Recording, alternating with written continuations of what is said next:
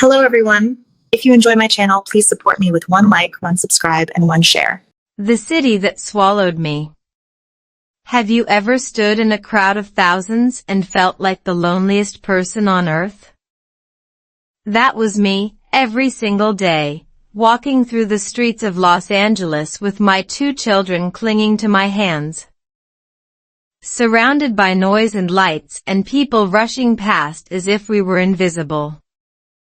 I had everything I was supposed to want, a beautiful apartment in a nice neighborhood, a husband with a good job, schools for my kids.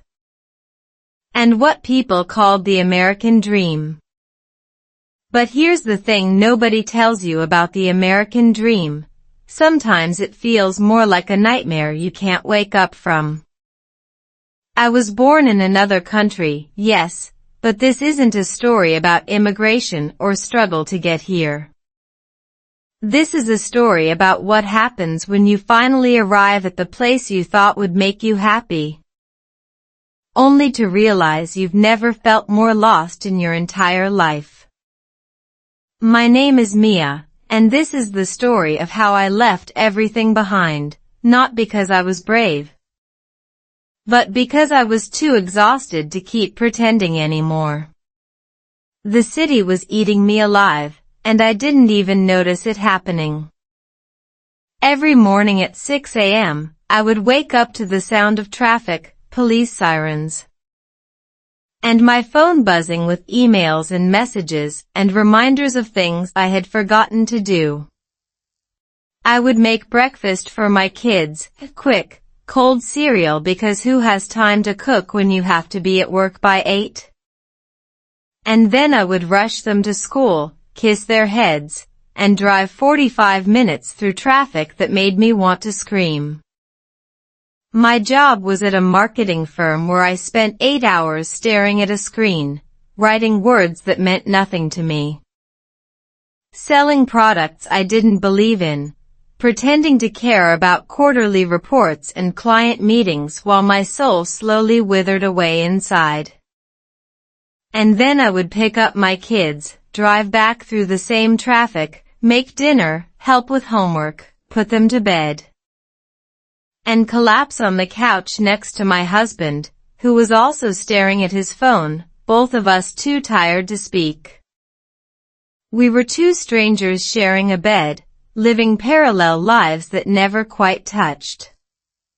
The hardest part wasn't the exhaustion, it was the silence. My husband and I used to talk about everything. We used to stay up until 3 in the morning discussing our dreams, our fears, the future we wanted to build together. But somewhere along the way, the conversation stopped. We became efficient, like business partners managing a household. Can you pick up milk? Did you pay the electricity bill? What time is the parent-teacher conference? Short sentences, clipped tones, no eye contact. I would catch myself watching him across the dinner table and wonder when he had become a stranger. Was it when I started working 60-hour weeks?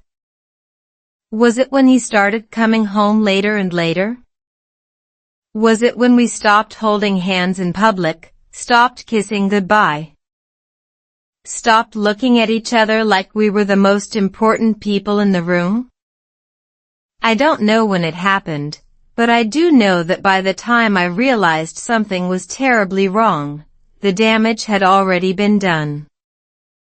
We were like 2 planets orbiting the same sun, close enough to see each other but never quite meeting, never quite colliding. Just floating in the vast emptiness of our shared apartment. But here's the thing about hitting rock bottom. Sometimes it's the only place from which you can actually see the sky.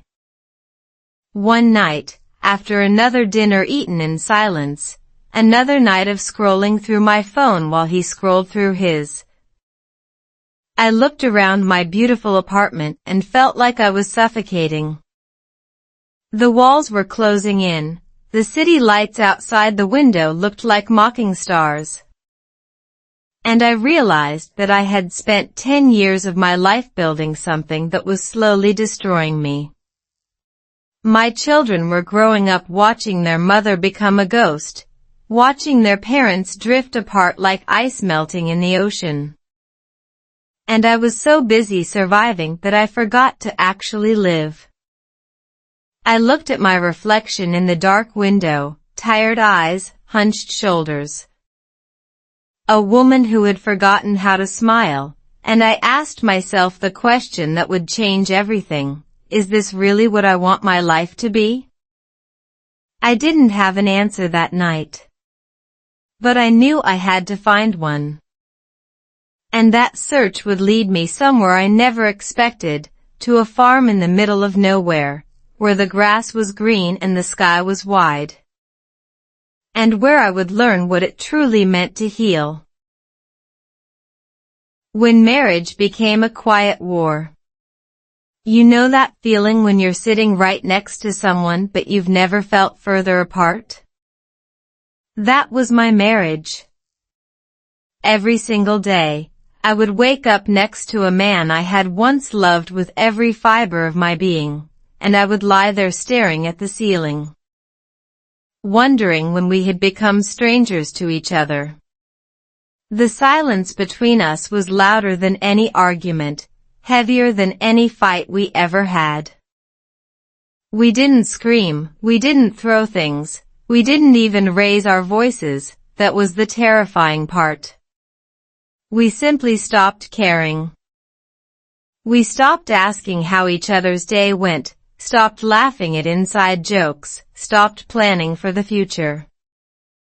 We were like two people sharing a life raft who had forgotten they were in the same ocean, drifting in opposite directions while pretending everything was fine. And the worst part? I was so exhausted from pretending that I had almost convinced myself this was normal. This was just what marriage looked like after 10 years, right? This was just adulthood, responsibility, the natural fading of passion. I told myself these lies every morning in the mirror, and every morning, I believed them a little less. But here's the thing about lies. They have a way of crumbling when you least expect it. One evening, I was folding laundry in our bedroom while my husband, David, sat on the bed scrolling through his phone like he always did. I asked him a simple question, something about our daughter's upcoming school play, and he didn't even look up. He just grunted, mumbled something, and kept scrolling. And I stood there, holding a folded t-shirt in my hands, feeling like I had just been punched in the chest. I realized in that moment that he hadn't really looked at me, in months. Not when I walked into the room. Not when I spoke. Not when I cried silently in the bathroom after putting the kids to bed. He had no idea how many nights I had sobbed into my pillow, how many times I had felt like I was drowning in my own life. He didn't know because he never asked. And I didn't tell because I had stopped believing anyone would care. That night, I lay awake until 3 in the morning, watching the city lights flicker through the blinds. And I made a mental list of everything I had lost, my identity, my passion, my sense of self-worth, my marriage, my dreams. The list was long. And when I finally fell asleep, I dreamed of wide open spaces, of green fields stretching as far as the eye could see, of air that didn't smell like exhaust and anxiety. The breaking point came on a rainy Tuesday, the kind of gray, miserable day that makes you feel like the world is mourning with you. I had just come home from picking up the kids from school, and David was already there, sitting in the living room with a glass of wine, looking like he had something to say but couldn't find the words. I knew that look. I had seen it before, in the final days of my parents' marriage, in the faces of friends who were about to announce their divorces. My heart started pounding so hard I could hear it in my ears. I sent the kids to their rooms, sat down across from him, and waited for the bomb to drop. He took a long sip of wine, then looked at me with those eyes I used to love so much, but now they were empty, hollow. Like the lights had gone out behind them. "Mia," he said, his voice trembling just slightly, "I don't think I can do this anymore. I don't think I'm happy. And I don't think you are either." The words hit me like a slap, but they didn't surprise me. I had been waiting for this moment for years, expecting it, preparing for it. But somehow it still felt like the floor had disappeared beneath my feet. I didn't cry. I didn't yell. I just sat there, stared at him, and felt something inside me snap, not break, but snap. Like a rubber band that had been stretched too far and finally released. I felt relief. And that terrified me even more than his words. "You're right," I heard myself say, my voice surprisingly steady. "I'm not happy. And I haven't been for a very long time." The confession hung in the air between us, the first honest thing I had said in years. He blinked, clearly not expecting that response. He had prepared for a fight, for tears, for arguments and bargaining, but not for agreement. Not for surrender. In that moment, something shifted inside me, a quiet voice whispering that this wasn't the end, this was the beginning. I looked around our beautiful apartment, at all the furniture we had picked out together, the photographs on the walls, the life we had built. And I realized it was all just a stage set, a carefully curated illusion of happiness that had crumbled the moment we stopped performing. I stood up, walked to the window, and pressed my palm against the cold glass, watching the rain streak down like tears I couldn't shed anymore. "I need to go," I said softly, more to myself than to him. "I need to take the kids and leave this city. I need to find air again." And that night, while David slept in our bed for the last time, I opened my laptop and started searching for farms for sale. My heart racing with fear and excitement, a glimmer of hope flickering in the darkness for the first time in years. The breaking point. What does it feel like to leave everything behind? Let me tell you, it's not like the movies. There's no dramatic music playing in the background, no slow-motion montage of packing boxes and tearful goodbyes. It's messy, it's chaotic, and it's absolutely terrifying. 3 days after my conversation with David, I found myself standing in the middle of our apartment, surrounded by cardboard boxes and garbage bags. Trying to figure out how 10 years of marriage could be reduced to 20 boxes and a suitcase. My children, Emma who was 8 and Leo who was 6, sat on the floor watching me with confused eyes, not understanding why we were leaving. Why Daddy wasn't coming with us, why their whole world was being turned upside down. I knelt down beside them, took their small hands in mine, and tried to find the words to explain something I didn't fully understand myself. "We're going on an adventure," I told them, forcing a smile that felt like it was cracking my face. "We're going to live somewhere with grass and trees and animals. Would you like that?" Emma looked at me with her big brown eyes, the same eyes that had once looked at me with complete trust. And asked the question that broke my heart into 1,000 pieces, "Is Daddy coming too?"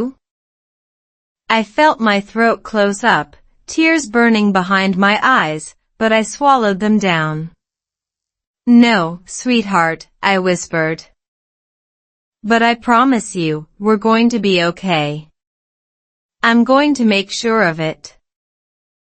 The drive from Los Angeles to the farm took us 14 hours, and every single mile felt like a step into the unknown.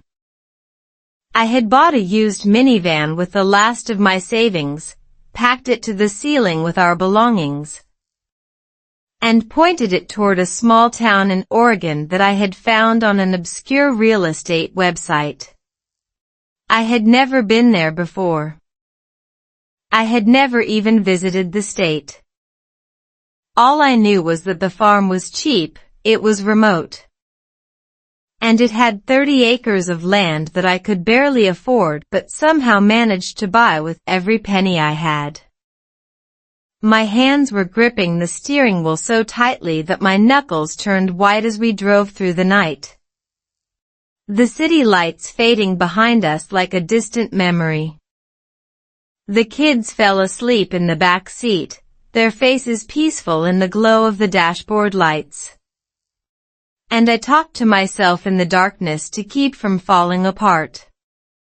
"You can do this," I whispered. "You have to do this. There's no going back." I thought about David, about the way he had looked at me when I told him I was leaving, not angry, not sad, just relieved. Like he had been waiting for me to make the decision so he didn't have to.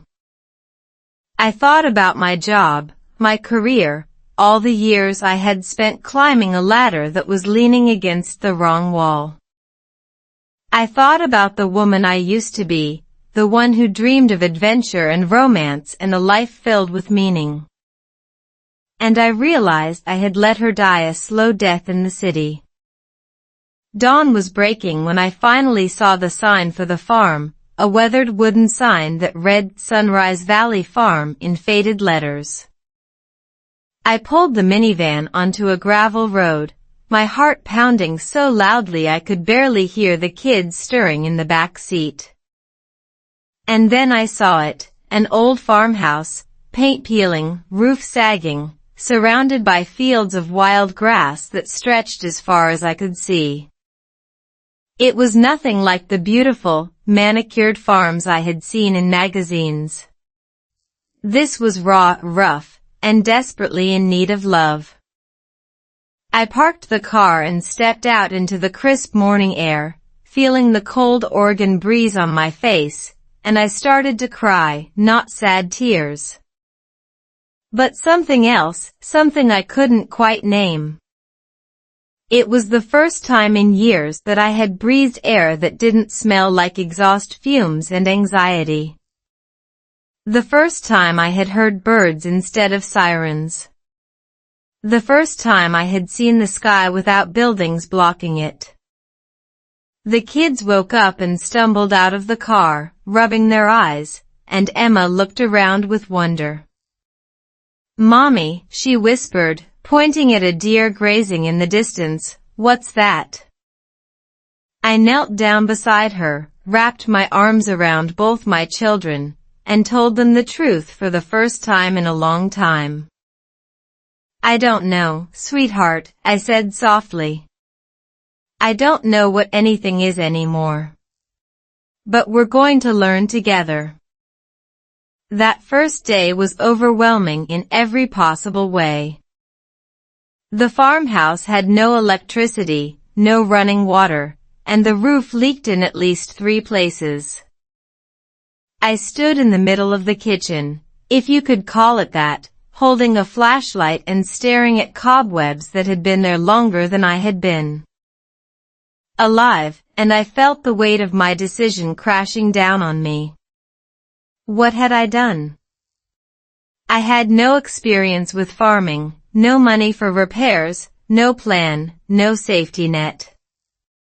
I was a single mother with 2 young children, standing in a broken-down farmhouse in the middle of nowhere. And I had absolutely no idea what I was doing.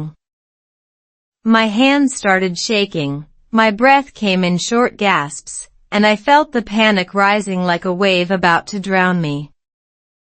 But then Emma tugged on my sleeve and handed me a dandelion she had picked from the overgrown yard.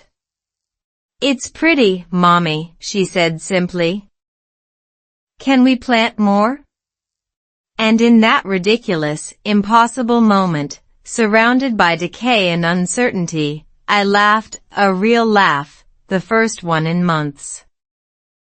"Yes, sweetheart," I said, taking the dandelion from her tiny hand.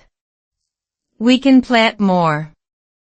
We can plant anything we want. Because this is ours now." And I realized that for the first time in my life, I wasn't running away from something, I was running towards something. I just didn't know what it was yet. But I was about to find out, in ways I never could have imagined. First day on the farm, everything felt wrong.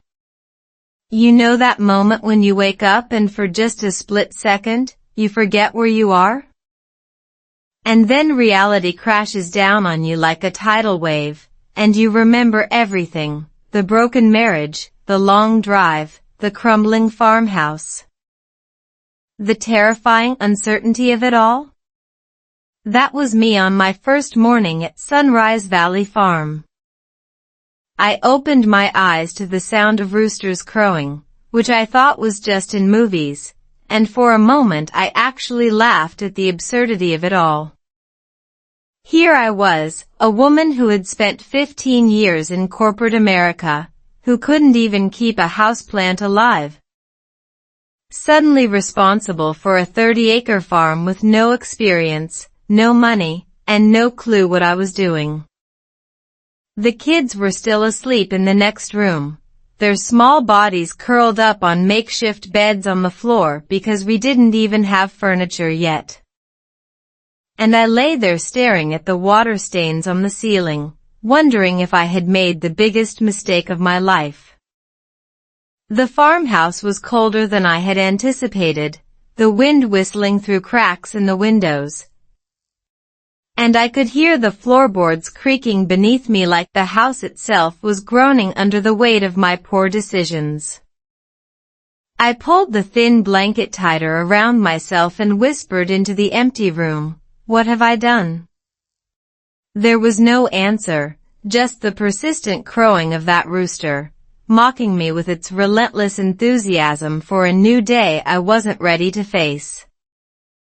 Getting out of bed was the hardest thing I had done in years, harder than leaving David, harder than quitting my job.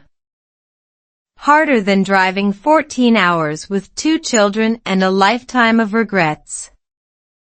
I forced myself to stand up, my feet touching the cold wooden floor. And I walked to the window to see what I had actually bought with my life savings. What I saw nearly made me sit back down and cry. The fields were overgrown with weeds taller than my knees. The fence that was supposed to keep animals in was falling apart in at least 6 places. And there was an old tractor rusting in the middle of the yard like a monument to someone else's abandoned dreams. I could see the neighbor's farm in the distance, a beautiful, well-maintained property with actual animals and green grass and a barn that looked like it had been painted within the last decade. I felt a pang of envy so sharp it hurt. They probably looked over at my farm and laughed, wondering who would be foolish enough to buy a property that had been neglected for years. I wanted to crawl back into bed and hide from the world, but then I heard Emma's voice from the other room, sleepy and sweet, asking, "Mommy, are we going to have breakfast?" Breakfast. Right. I had forgotten to buy groceries because I had spent all my money on the farm and the minivan. I opened the empty refrigerator and stared at its dusty shelves, and I felt the tears threatening to spill over. But here's the thing about hitting rock bottom in the most literal sense, you can't go anywhere but up. I took a deep breath, walked outside into the cold morning air, and started exploring my new property like a detective investigating a crime scene. The previous owners had left a lot of things behind: old tools, rusty equipment, boxes of random junk, and a small vegetable garden that had been completely overrun by weeds. I knelt down in the dirt, my nice city clothes getting muddy, and I started pulling weeds with my bare hands. Not knowing what I was doing but desperately needing to do something, anything, to feel like I was in control of my life again. Emma and Leo came outside to watch me, their faces a mixture of confusion and amusement. "Mommy, you have dirt on your face," Leo giggled, pointing at me with his little finger. I laughed, actually laughed, and I felt some of the tension in my shoulders release. "I know, baby," I said, wiping my face with my muddy hand and making it worse. "But look at this, we're going to have a garden. We're going to grow our own food. Isn't that exciting?" They looked at me like I had grown a second head, but they joined me in the dirt anyway, picking up sticks and pretending to help, their laughter echoing across the empty fields. That afternoon, I realized I didn't even know how to start a fire in the old wood stove, and the temperature was dropping fast. I had been so focused on getting out of the city that I hadn't thought about the basics. How would we cook? How would we stay warm? How would we survive without a grocery store around the corner? I stood in the kitchen, shivering, holding a box of matches and staring at the stove like it was an alien artifact from another planet. I tried everything: newspaper, small twigs, bigger logs, nothing worked. The smoke filled the kitchen, setting off a coughing fit that had both kids running to see if I was okay. I sat down on the floor, defeated, my eyes stinging from smoke and tears, and I wanted to scream. But then I heard a knock on the door, a sound so unexpected that I jumped. I opened it to find an older woman standing there, her face weathered and kind, holding a basket of fresh vegetables and a loaf of bread. "I'm Margaret from next door," she said with a warm smile. "I saw you trying to start a fire, and I thought you might need some help." She walked right in, ignoring my protests, and had that stove roaring in less than 5 minutes. She sat down with us, shared her bread and vegetables, and told me stories about the farm and the community. And as the fire crackled and the kids ate their first real meal in days, I felt something I hadn't felt in years: hope. It was small, fragile, like a tiny flame in the middle of a storm, but it was there, flickering in the darkness. I looked at Margaret, this kind stranger who had appeared out of nowhere, and I asked her the question that had been burning in my mind all day. "Do you think I can actually make this work?" She looked at me, her eyes twinkling with wisdom, and said something I would never forget. "Honey, everyone who's ever made it through something impossible started right where you are right now, kneeling in the mud, covered in dirt, wondering if they made the biggest mistake of their lives. The only thing that matters is whether you get back up tomorrow and keep trying." That night, as I tucked my children into bed in our creaky, cold farmhouse, I promised myself that I would get back up tomorrow, no matter how hard it was. And the next morning, when the rooster crowed, I actually smiled. Learning to be still in the chaos. You know that voice inside your head that never stops talking? The one that reminds you of everything you've done wrong, everything you're afraid of, everything that could go horribly wrong at any moment? That voice had been my constant companion for years, a relentless narrator of my failures and fears, and it followed me all the way to the farm. The first few weeks were brutal. Every morning, I would wake up before sunrise, my heart already racing with anxiety. And I would immediately start making mental lists of everything that needed to be done: repair the roof, fix the fence, clear the weeds.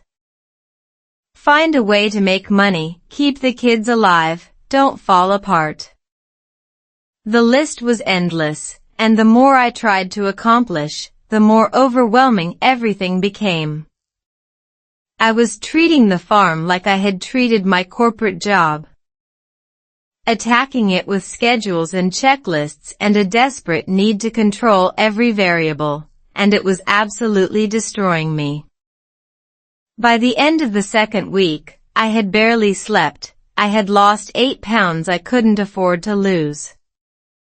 And I was so exhausted that I couldn't even remember what day it was.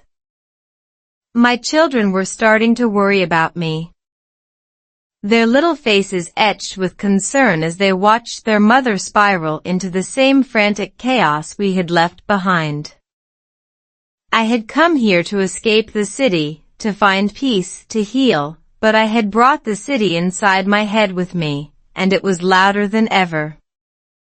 Then one afternoon, something happened that changed everything. I was in the middle of trying to fix the leaky roof, a completely foolish endeavor since I had no idea what I was doing, and I slipped on a wet shingle, falling hard onto the ground and twisting my ankle so badly that I couldn't stand up. I sat there in the mud, rain pouring down on my face, and for the first time in years, I couldn't do anything. I couldn't run.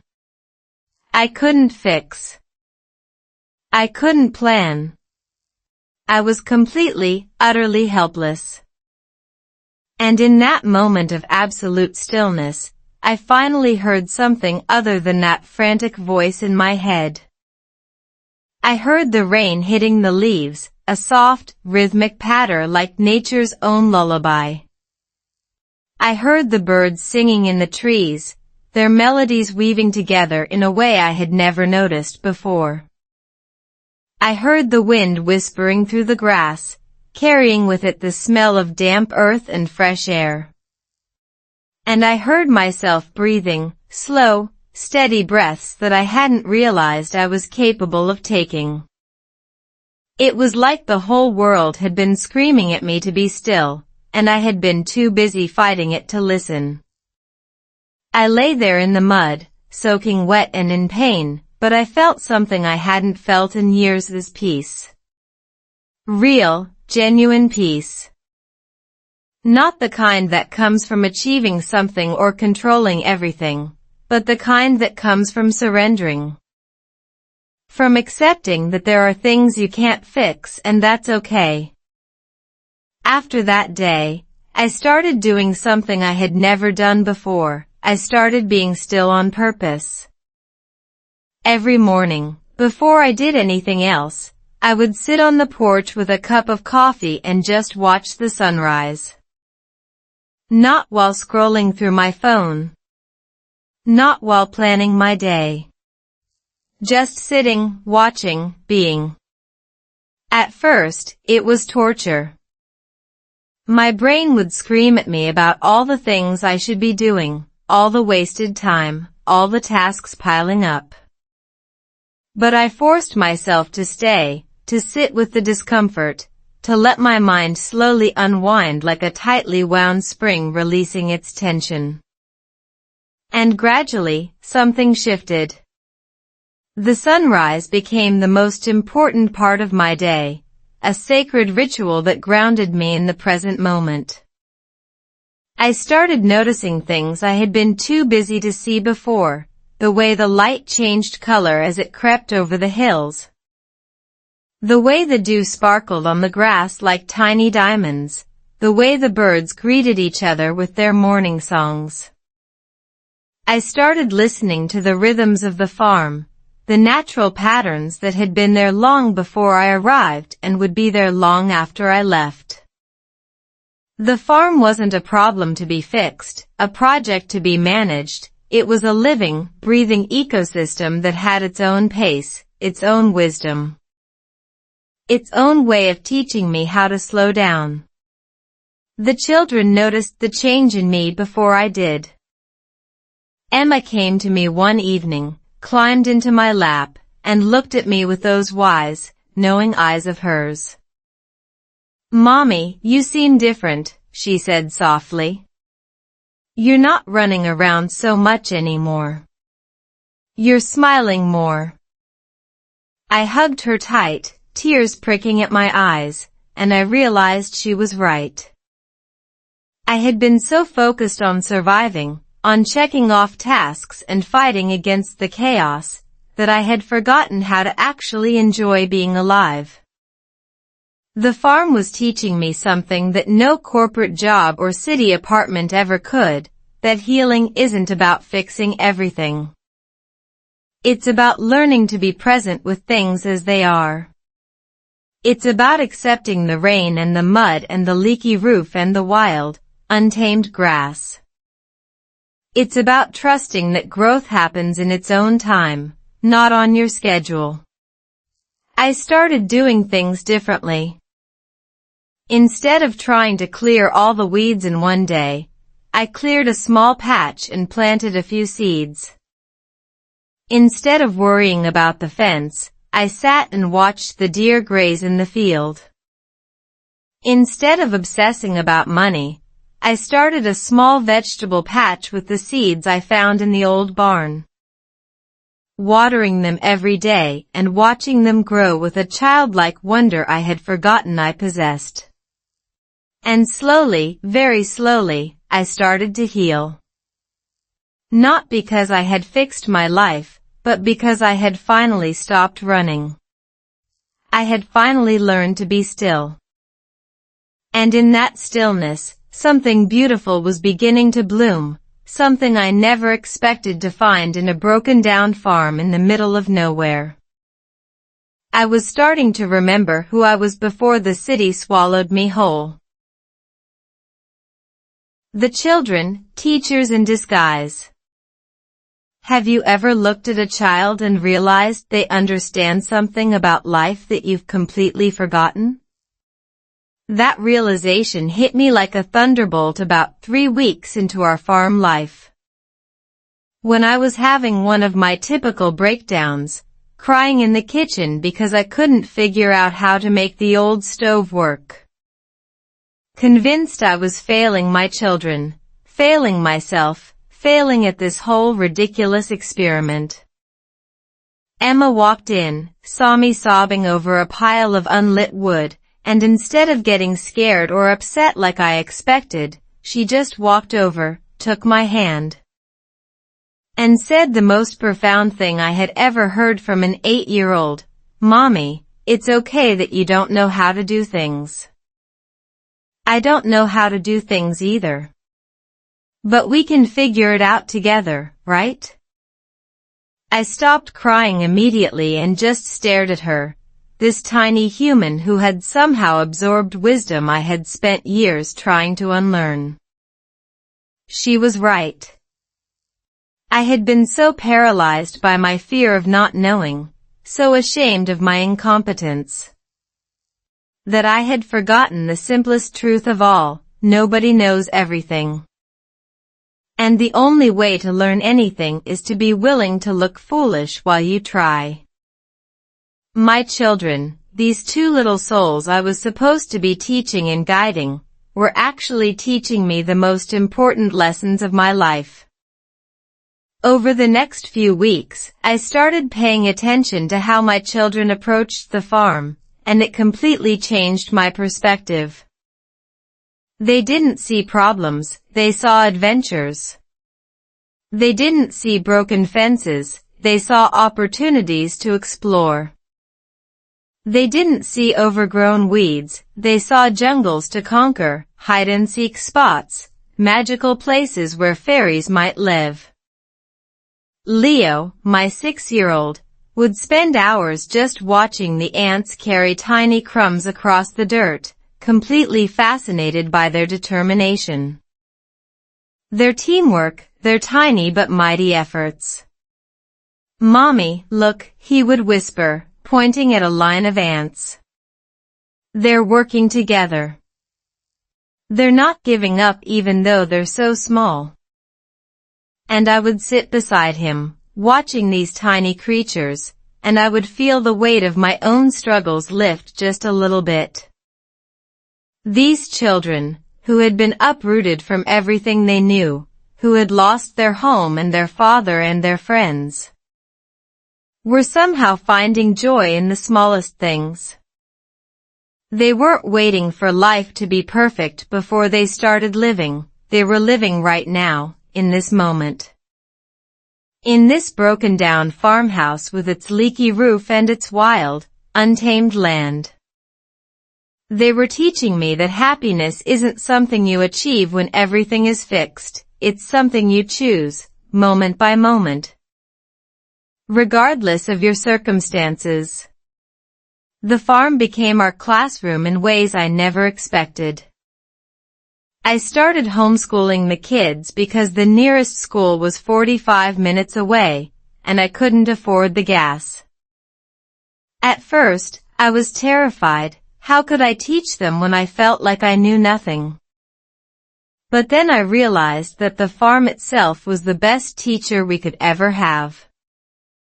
We learned biology by watching the birds build their nests and the squirrels gather their nuts. We learned math by measuring the garden beds and counting the vegetables we harvested. We learned history by researching the previous owners of the farm, their stories, their struggles, their dreams. And we learned language, English, the language we were all trying to master in our own ways, through stories. Every evening, we would sit on the porch and I would tell them stories in English, simple ones at first, about animals and nature and the adventures we were having on the farm. The kids would listen, their eyes wide with wonder, and then they would tell their own stories back to me. Their English improving with each passing day without them even realizing they were learning. I found myself learning alongside them, discovering new words for things I had never needed to name before: a trowel, a hoe, a compost bin. Words that had no meaning in my old city life, but were suddenly essential to our new existence. The language of the farm became our shared vocabulary, a bridge between our past and our future. A way of connecting with each other and with this strange new world we had stumbled into. One afternoon, we were planting seeds in the garden, tomatoes, peppers, herbs that would hopefully survive my complete lack of gardening experience, and Emma asked me a question that stopped me in my tracks. "Mommy," she said, patting the dirt around a tiny seed with her small hands, "do you think we're like seeds?" I looked at her, confused, and she continued, "Like, we were in the city, and that was like being in a little pot. And we couldn't grow because there wasn't enough room. But now we're here, and there's so much space, and we can finally grow big and strong." I felt my eyes fill with tears as I looked at my daughter, this brilliant, perceptive child who saw the world with such clarity, such wisdom. "Yes, sweetheart," I whispered, pulling her into a hug, "I think we're exactly like seeds. And this farm is our soil. And we're going to grow in ways we never imagined." I held her tight, feeling the warmth of the sun on our backs and the cool earth beneath our knees. And I realized that my children weren't just surviving this transition, they were thriving in it. They were becoming the most resilient, adaptable, joyful versions of themselves, and they were showing me how to become the same. I had thought I was saving them, rescuing them from a broken marriage and a city that had worn us all down. But the truth was, they were saving me. They were teaching me that life isn't about knowing all the answers, it's about being willing to ask the questions, make the mistakes, and keep planting seeds, even when you're not sure if they'll ever grow. And as I watched them run through the fields, their laughter echoing across the valley, I understood that this beautiful, messy, unpredictable life on the farm was exactly what we all needed. We just needed to be brave enough to let it happen. And then, at the end of that perfect day, when the kids were asleep and the farm was quiet, I looked up at the stars, so many stars, so bright and clear in the country sky, and I whispered my gratitude to whatever force had guided us here. I had never felt more lost, but I had also never felt more found. And that's when I heard something in the distance, something that made my heart skip a beat, footsteps on the gravel path, coming toward the farmhouse. It was late, past midnight, and nobody should have been visiting. I held my breath, my pulse racing, wondering who could possibly be walking up to my door in the middle of the night. I crept to the window, my hands trembling, and peered through the crack in the curtain. The figure was getting closer, and my mind raced through all the terrifying possibilities, a stranger, a thief, someone who had come to take everything away from us. But as the shadow stepped into the moonlight, I gasped, my heart completely stopping for a moment. It couldn't be love that found me when I wasn't looking. Have you ever had a moment where life completely blindsides you, and everything you thought you knew gets turned upside down in a single heartbeat? That was me, standing at my farmhouse window at midnight, watching a figure emerge from the shadows of the moonlit field. My hands were trembling, my heart hammering against my ribs, my mind racing through every terrifying possibility, a burglar, a drifter, some danger I hadn't anticipated. But when the face came into full view, I gasped so loudly I almost woke the children. It wasn't a stranger. It was David, my ex-husband, the man I had left behind in Los Angeles, the man I had spent weeks trying to forget, the man who had watched me drive away without a single tear. He was standing in my yard, looking exhausted and disheveled, wearing the same clothes he had been wearing the day I left. And he was staring up at the farmhouse with an expression I couldn't quite read. My first instinct was anger, pure and hot and overwhelming. How dare he show up here? How dare he invade this fragile peace I had fought so hard to build? I wanted to scream at him, to tell him to leave, to protect this new life I had created from the wreckage of our old one. But something made me pause, something in his posture, something vulnerable and broken that I had never seen in him before. I took a deep breath, unlocked the door, and stepped out onto the porch, the cold night air hitting my face like a splash of ice water. "David," I said, my voice steadier than I felt. "What are you doing here?" He looked up at me, and I saw tears in his eyes, real tears, not the performative ones he used to offer during our arguments. "Mia," he whispered, his voice cracking, "I've been driving for 3 days. I didn't know where else to go. I've made such a terrible mistake."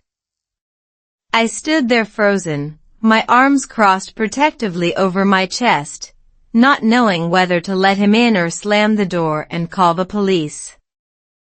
This was the same man who had watched me leave without fighting, who had let me drive away with our children without a single argument, who had made me feel like our entire marriage meant nothing.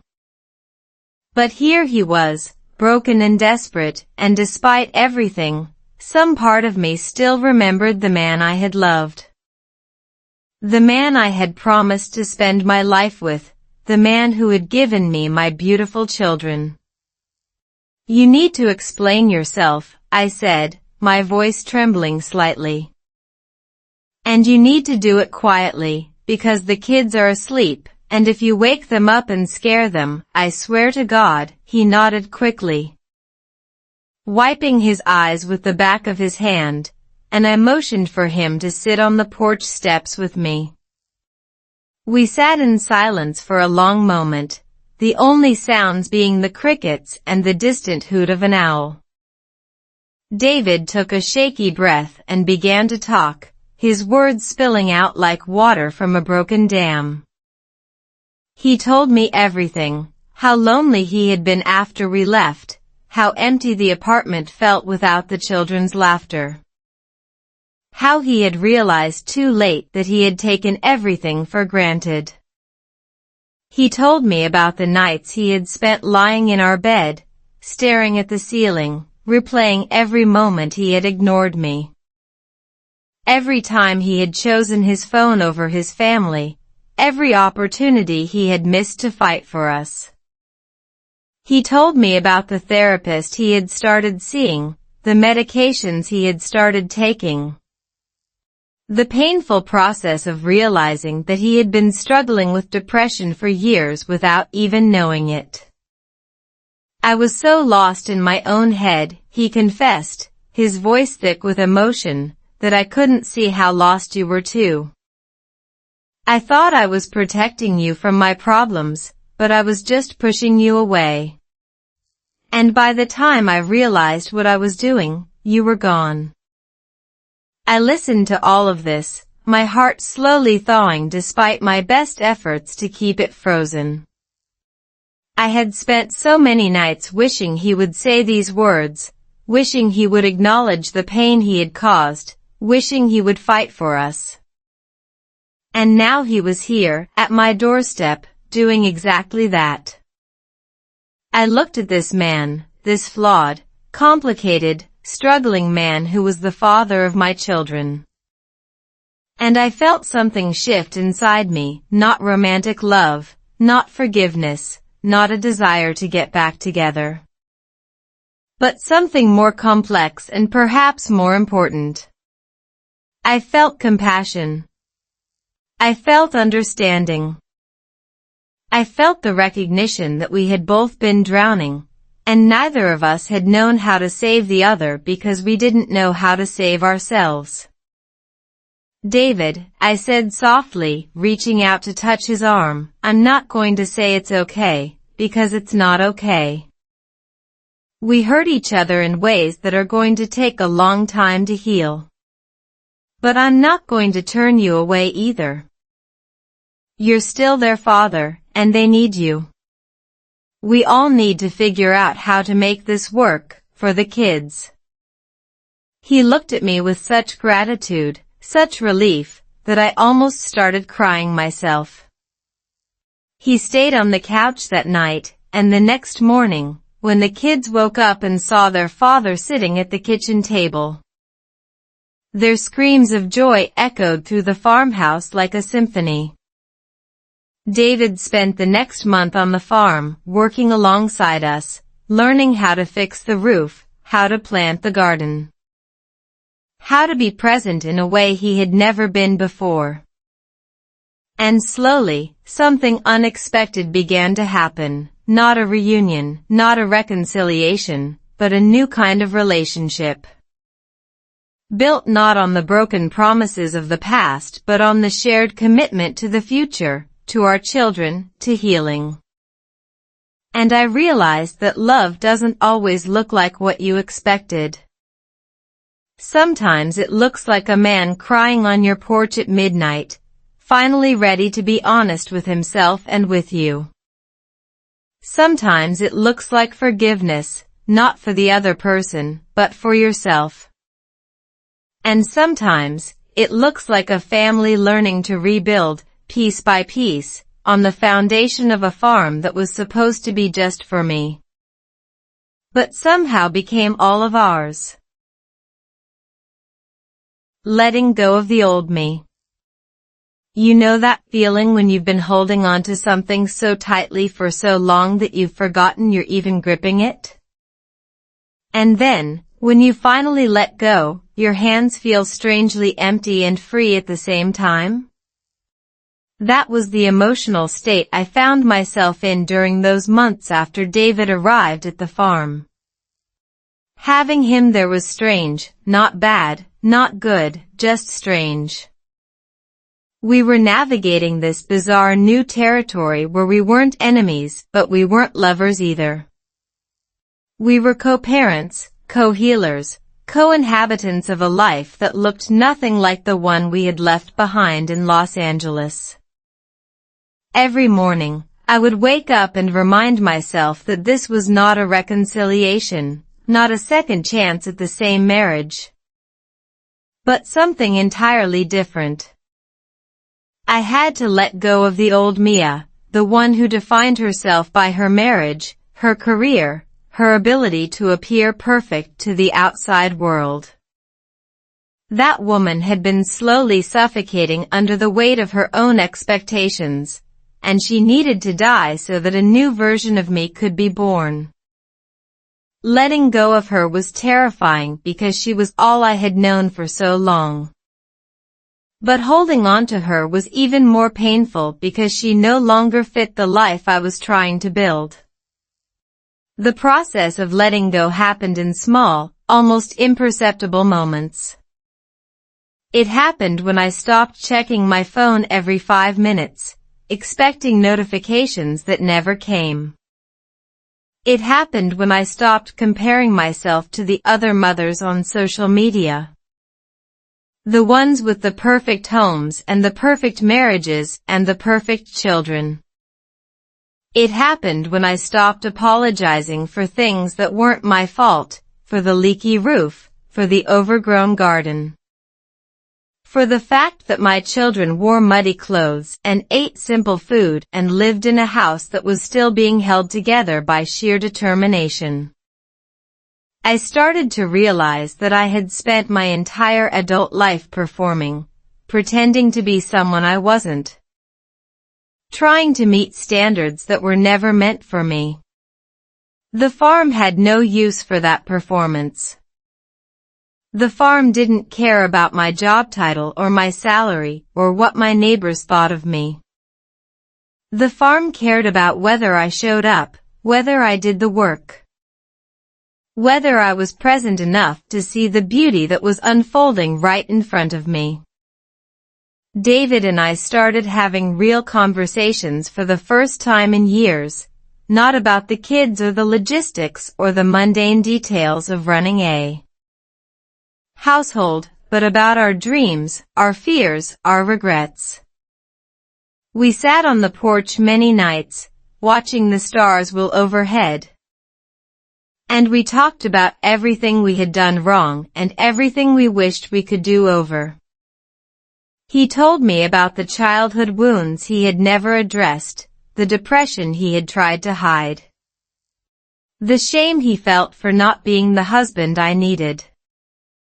And I told him about my own insecurities, my desperate need for validation, my fear that I wasn't enough, not smart enough, not beautiful enough, not successful enough to deserve love.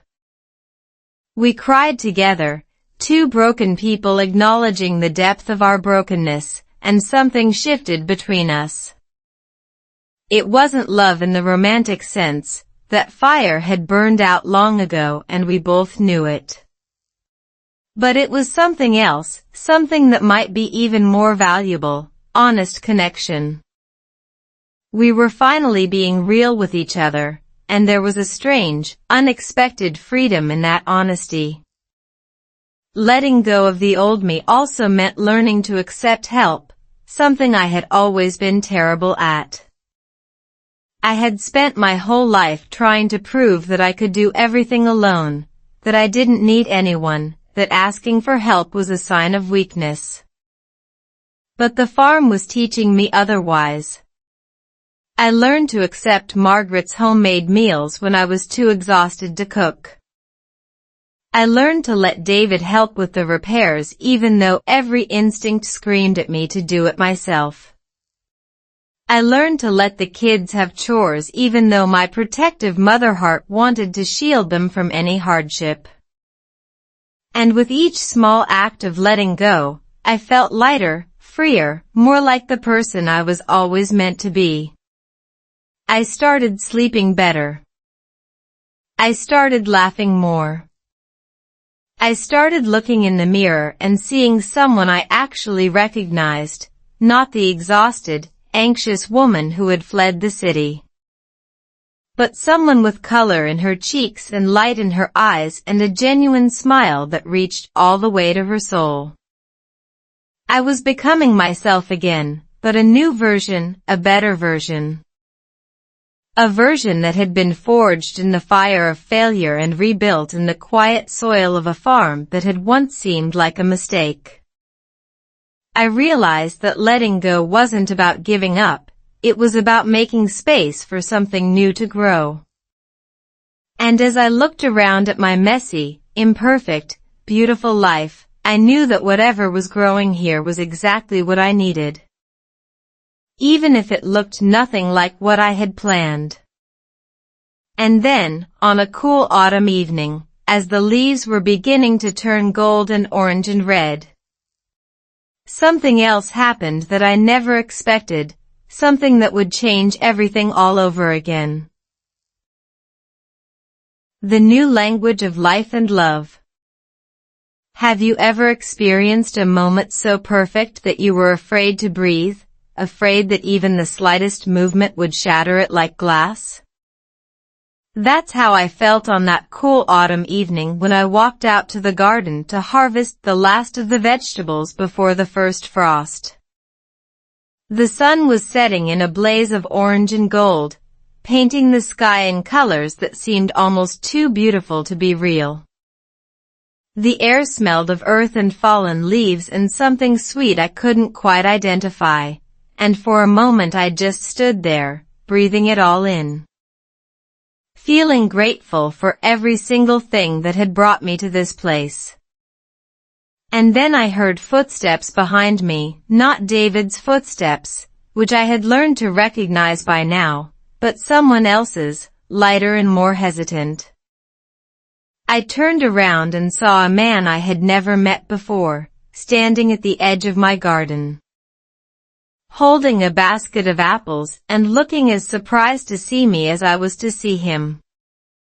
He was tall, with kind eyes and a shy smile, and he was wearing the most ridiculous pair of overalls I had ever seen. "I'm sorry," he said, his voice warm and a little embarrassed. "I didn't mean to startle you. I'm Thomas. I live on the farm 2 properties over. I just wanted to welcome you to the neighborhood properly. I should have come sooner, but I wasn't sure if you wanted visitors." Something about Thomas was instantly disarming. Maybe it was his easy laugh, or the way he looked at me like he was genuinely interested in what I had to say. He told me he had been living in the area for about 5 years, having moved from the city himself after a divorce that had left him questioning everything. He understood what it was like to start over, to rebuild a life from the ashes of what you thought you had. We talked for hours that evening, sitting on my porch as the stars came out one by one, sharing stories of our pasts and our struggles and our hopes for the future. He told me about his work as a carpenter, the beautiful furniture he built, the satisfaction of creating something with his hands. I told him about my corporate job, my fall, my farm, my kids. And somewhere between the sunset and the moonrise, I realized I was laughing, genuinely, freely. Unself-consciously laughing in a way I hadn't laughed in years. It wasn't romantic yet, not really. But it was something important, something I hadn't expected to find, connection. The kind that doesn't demand anything, doesn't ask you to be anyone other than who you are. Doesn't pressure you to rush into something you're not ready for. It was just two people, two survivors, two souls who had been broken and were slowly learning to piece themselves back together. Over the next few weeks, Thomas became a regular presence on the farm.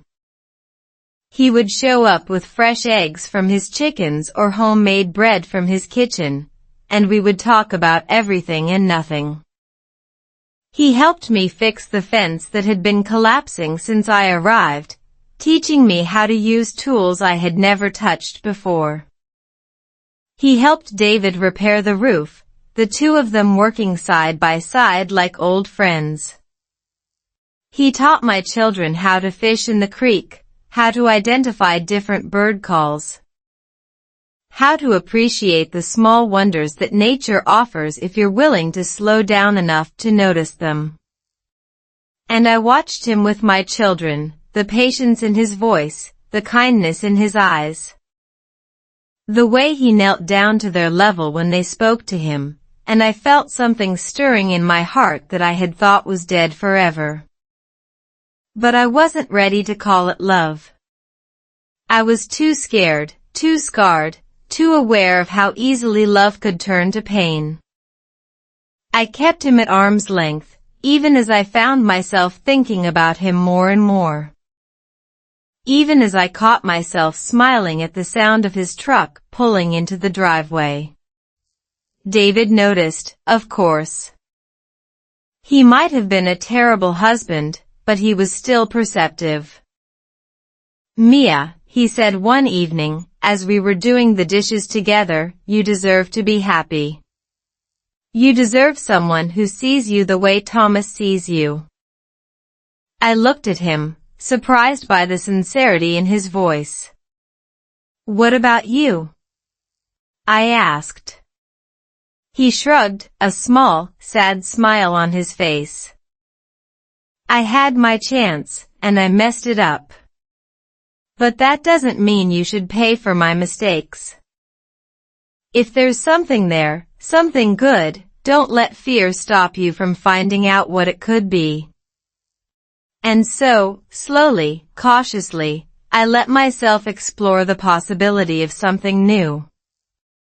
I let Thomas take me on a walk through the woods, our hands brushing accidentally in a way that made my heart skip. I let him cook me dinner at his farmhouse, watching him move confidently around his kitchen, telling me stories about his life before the divorce. I let him kiss me goodnight on the porch, a gentle, tentative kiss that tasted like hope and possibility and a future I hadn't dared to imagine. It wasn't perfect, nothing ever is.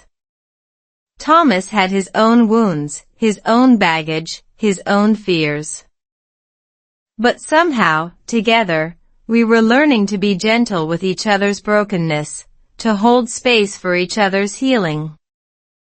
To build something new on the foundation of shared understanding and quiet hope. I realized that love, real love, isn't about finding someone who completes you, it's about finding someone who sees you completely and loves you anyway. It's about being willing to risk the fall because the soaring might be worth it. And for the first time in my life, I was ready to take that risk. My children loved Thomas, and David had given us his blessing, and the farm was thriving in ways I could never have predicted. Everything was falling into place, piece by piece, like a puzzle I hadn't known I was assembling. But then, just when I thought I had finally figured everything out, life threw me one more curveball, something that would test everything I had built and everything I had become. Still here, still healing, still growing. What does it really mean to heal? I used to think it meant going back to who you were before everything fell apart, returning to some idealized version of yourself that existed before the pain, before the mistakes, before the heartbreak. But I've learned that healing isn't about going backward. It's about moving forward, carrying the lessons of your past with you, becoming someone new and stronger and wiser than you ever were before. 2 years after I first arrived at Sunrise Valley Farm, I sat on my porch one morning watching the sunrise over the fields. And I realized that I had become a completely different person from the woman who had fled Los Angeles in a beat-up minivan with 2 children and a broken heart. That woman had been terrified, desperate, and completely lost. This woman, the one I was now, was calm, grounded, and fiercely grateful for every single thing that had happened, even the painful parts. The farm had become more than just a place to live. It had become a part of me, woven into my very identity in ways I never could have imagined. David had stayed on the farm for about 6 months before he decided to move back to the city. It wasn't a sad goodbye. We had both known he couldn't stay forever. He had found a new job, a new apartment, and most importantly, a new understanding of himself and what he wanted from life. He came to visit the kids every other weekend, and our relationship had evolved into something I never expected, genuine friendship. We could laugh together now, really laugh, without the weight of our failed marriage hanging over us. We could co-parent effectively, communicating openly and honestly about the kids without the old resentment and bitterness. I watched him become a better father, more present, more patient, more loving, and I felt proud of him in a way I never thought I would again. And I felt proud of myself too, for letting go of the anger that had once consumed me, for choosing peace over bitterness, for allowing our family to transform into something new instead of mourning what we had lost. The kids were thriving. Emma was now a confident 10-year-old who could identify every bird on the property. And Leo was a curious 8-year-old who had become the best little gardener I had ever seen. They had grown up on this farm, and it had shaped them into resilient, compassionate, joyful human beings.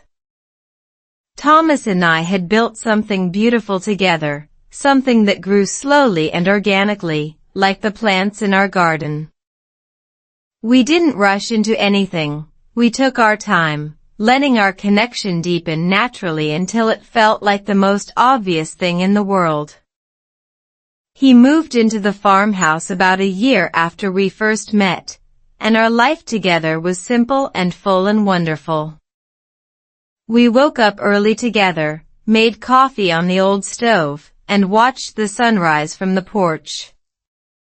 We worked side by side in the garden, our hands in the dirt, our conversations easy and comfortable. We cooked dinner together, laughed at each other's bad jokes, and fell asleep tangled in each other's arms. Grateful for the quiet miracle of finding each other when neither of us was looking. He was patient with my scars, understanding of my fears, and endlessly supportive of my dreams. He helped me start a small business selling organic vegetables at the local farmers market. And I discovered that I actually loved being an entrepreneur, not the corporate kind, but the kind that grows things, nurtures things, builds things with her own 2 hands.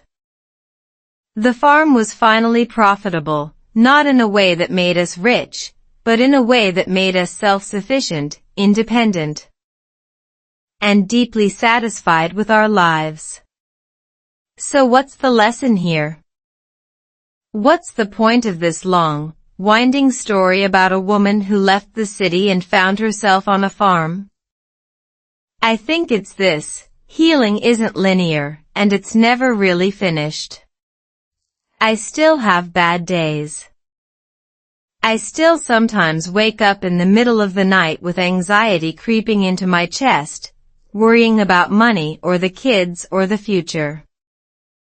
I still occasionally catch myself slipping back into old patterns, trying to control everything, trying to be perfect. But I've learned that those moments don't define me. What defines me is what I do next, how I breathe through the fear, how I reach out for support, how I remind myself of how far I've come. I've learned that the city wasn't the problem, and the farm wasn't the solution. The real problem was that I had forgotten who I was, and the real solution was rediscovering myself in a place that allowed me to slow down. To listen, to grow. Nature healed me, yes, but not in the way I expected. It didn't erase my pain or fix my problems. It just gave me the space to heal myself, the quiet, the patience, the permission to be imperfect and still worthy of love. And that, I think, is the most important lesson of all. Today, the farm is alive with color and sound and life. The garden is overflowing with vegetables that my family and I grew with our own hands. The children are happy, healthy, and growing up surrounded by the kind of freedom and connection that I had always dreamed of giving them. Thomas and I are building a future together, not a perfect one, but a real one. Full of laughter and hard work and the kind of love that shows up in the small moments. And I am finally, truly, at peace. I still speak English with an accent, still sometimes stumble over words, still occasionally feel like an outsider in my own life. But I've stopped letting that define me. I've stopped waiting for permission to belong. This is my home, my family, my story. And I'm still writing it, every single day, one slow, deliberate sentence at a time. Nature heals. And so did I. And so will you. If you're watching this and feeling lost, feeling broken, feeling like you've made too many mistakes to ever find your way back, please know that it's not too late. It's never too late to start over, to rebuild, to become the person you were always meant to be. Just take it one day at a time, one step at a time, one word at a time. You'll get there. I promise.